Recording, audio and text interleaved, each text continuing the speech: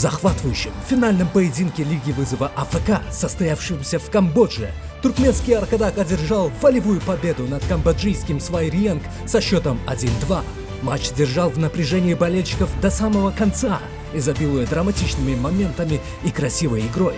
Счет в матче открыл на 59-й минуте защитник Аркадака Мекан Сапаров, головой отправивший мяч в ворота оппонентов. Однако Свайриенг не собирался сдаваться и сумел сравнять счет на 82-й минуте. Основное время матча завершилось в ничью, и судьба трофея решилась в дополнительных таймах. Накал страстей достиг своего пика во втором экстра-тайме, когда на 112-й минуте Алтымырат Анадурдыев по кличке Аппа точным ударом принес Аркадагу долгожданную победу и титул чемпиона Лиги вызова АФК. Эта победа стала значимым достижением для туркменского футбола и продемонстрировала его растущий уровень на международной арене.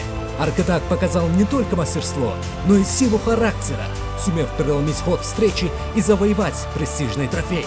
Болельщики Аркадага могут по праву гордиться своей командой, которая в напряженной борьбе доказала свое превосходство.